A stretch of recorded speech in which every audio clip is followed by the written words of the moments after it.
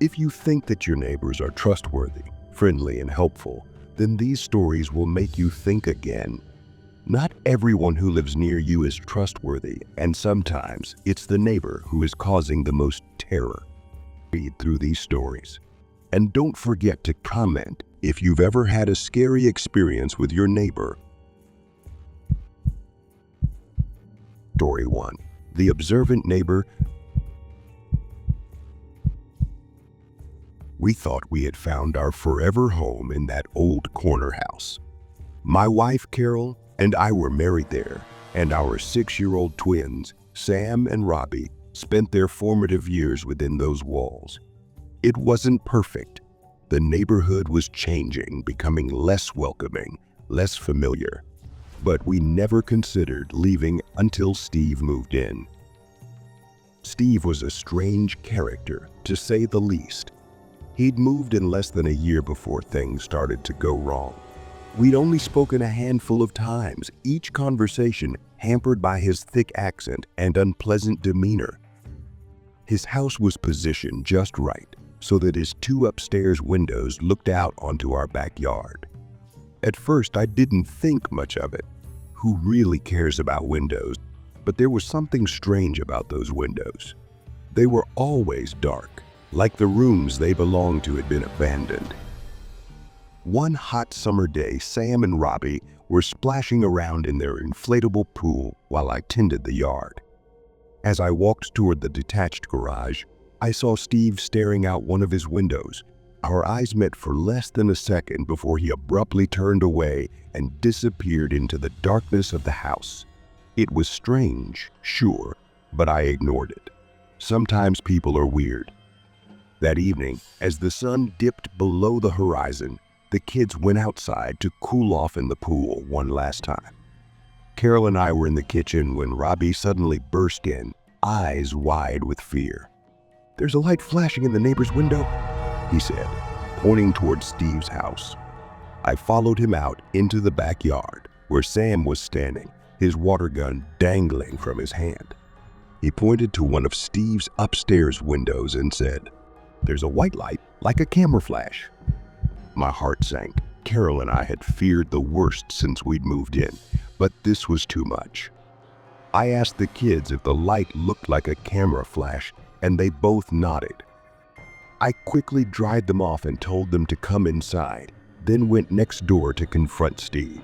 His car was in the driveway, so I knew he was home, but no matter how many times I knocked, he never answered. It was like he was avoiding me, hiding something. For weeks, everything was quiet, too quiet. Then one night, Carol and I woke up to the sound of our side gate creaking open. Carol urged me to go check, so I grabbed my flashlight and went outside. The backyard was empty, but the lights in Steve's backyard were. As I peered over the fence, Steve suddenly appeared, grimacing. He asked if I needed anything, his voice laced with annoyance. I took a deep breath and asked him point blank if he was watching my kids. His reaction was immediate and violent. He denied everything, practically screaming at me for accusing him. With no evidence, I apologized and retreated to the safety of my own home. A few weeks later, we were startled awake by the children's screams. I ran downstairs to find Robbie crying hysterically, saying that someone had been outside their window with a camera. My blood ran cold. I gathered the kids and took them to their room. But when I looked out the window, there he was, Steve, peeking out his own window, just like before. My anger exploded. I stormed over to his house, rang the doorbell until my fingers ached. Steve never answered. I filed a police report the next day, not because I thought it would change anything, but just to have something on file. Steve must have known we were watching him because after that night, we never saw him again. He avoided us like the plague. Within a month, we sold the house and moved to a new town. It was a better place for the kids, but the memory of Steve's darkened windows still haunted me. What was he really doing, and why did he never come back? Story 2. The Midnight Builders. When I moved into my apartment with two other women for college, I didn't expect much from the place. The building was old, and most of the windows faced the hallway where anyone could see in as they passed. But I spent most of my time in school, and my roommates and neighbors were nice enough, so I ignored the oddities. One night, as I was getting ready for bed, I heard music. It was early 2000s pop, not unusual for a college town full of frat houses and late-night parties. I ignored it and went to bed, letting a video play on my phone to help me drift off. But as I started to drift off, a strange noise interrupted the music, a drilling sound. At first, it was faint, and I thought I might have imagined it. But when I paused the video, the noise continued. Curiosity got the better of me, so I got up and walked around the apartment, trying to locate the source of the noise. It was 11 p.m., too late for anyone to be doing construction work. The noise grew louder near my bedroom window, and when I opened the door, I realized it was coming from the apartment next door. The apartment was supposedly unoccupied. The music was coming from there too, but no one was allowed to live there. The whole situation seemed off, but I tried to make sense of it. Maybe someone had just rented the place and needed last-minute repairs. The timing was odd, though, and as the night wore on, the drilling turned into hammering. I texted a friend, complaining about the noise, and he urged me to call the police. I considered it, but the thought of dealing with all that at such a late hour made me too tired to continue. I tried to sleep, forcing myself to ignore the persistent noise. But just after 1 a.m., the hammering became too much. Frustrated and sleep-deprived, I put on my robe and decided to confront whoever was in the apartment. The apartment window was open, so I approached, intending to ask them to stop. But as I rounded the stairs, my courage evaporated. Inside the apartment were 4 men, all in their 30s or 40s, who immediately stopped what they were doing and turned to stare at me. The only sound was the creepy pop music playing on a small radio. The men didn't seem shocked to see me. They just seemed confused, as if they were deciding what to do with me. Their stares were unsettling, and something about the whole scene made me feel wrong, like I had walked into something I wasn't supposed to see. "Sorry, it's pretty late, and most people here are at work in the morning. Could you do this another time?" I managed, my voice shaking slightly. 2 men, sweaty and holding heavy tools, approached the window. Their eyes scanned me in a way that made my skin crawl, their mouths slightly open as they laughed. One of them gripped a hammer so tightly I could see his knuckles turn white. I felt a wave of nausea and a strong urge to run. Backing away slowly, I kept my eyes on them, half expecting them to reach out and grab me. As soon as I was out of their sight, I ran back to my apartment, slammed the door, and locked it. My hands were shaking so much I could barely turn the key. One of my roommates was out of town, and the other was asleep. I checked my phone. No new messages from her. She didn't hear anything, and I was too worried to wake her. I crawled into bed, trying to convince myself that I wasn't scared, just exhausted, but sleep wouldn't come. And when I finally did, I found it difficult to fall asleep and full of nightmares. I woke up around 3:30 a.m. The apartment was eerily quiet. The silence was oppressive, almost suffocating. I couldn't shake the feeling that someone was right outside my window, watching. But when I checked the next morning, the window in the apartment next door was closed. It was as if the night before had never happened. I asked my roommate if she'd heard anything, and to my relief, she said she had.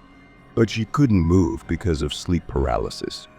The fact that she'd experienced something similar was both comforting and terrifying. We knew something was wrong, but we didn't know what. It's been a week since that night, and I haven't seen those men again. But I can't shake the feeling that they're still out there, waiting for the right moment to come back. Story 3. The House Behind the Trees. Living in a quiet suburban town on Long Island has always been peaceful.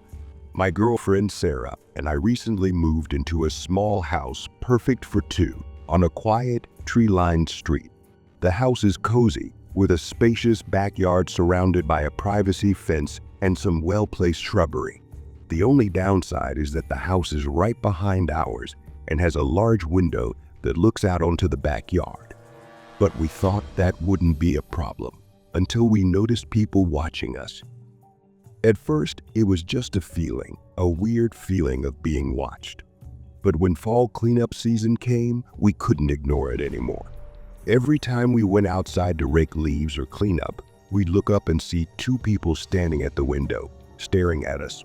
They never moved, never waved, just stood there watching. It was unsettling. Sarah was particularly embarrassed by this, to the point where she didn't even want to go outside. One foggy day, I decided to confront them. I wasn't sure what I would say, but I figured I would at least ask them to stop staring. I walked around to the front of their house and rang the doorbell, rehearsing my polite request in my head. No one answered. I rang again, this time for a longer time, and knocked loudly. Still no answer. I felt stupid standing there on their porch, but my frustration overcame my embarrassment. I took a deep breath and left, hoping they'd gotten the message. That evening, as Sarah and I sat down to dinner, the phone rang. It was the neighbor across the street. She apologized for calling so suddenly, but said she'd seen us looking at the house behind hers and wanted to warn us. Those people have been dead for years, she said matter-of-factly. I laughed nervously, thinking she was joking, but she continued, her tone serious. She explained that the house had been abandoned after a tragic accident years ago. No one had lived there since, but people in the neighborhood occasionally reported seeing figures in the windows. I felt a cold shiver run down my spine. Sarah listened in stunned silence, her face pale. We barely slept that night. The house behind ours was still dark, the curtains drawn. But the next morning, when I stepped outside to get the newspaper, I glanced at the house and saw the curtains drawn. Two figures stood there, just like before, watching. This time, I didn't confront them. I didn't dare. I just turned away and went inside, my heart pounding in my chest. We considered moving, but the housing market was tough, and we had invested a lot in this place. Yet, every time I step outside, I feel those eyes following me, watching, waiting, and I know deep down that those figures on the window aren't going anywhere. If you like these creepy stories and want to see more creepy and scary content, don't forget to like and subscribe to our channel. Your support helps us bring you more true stories that will keep you breathless.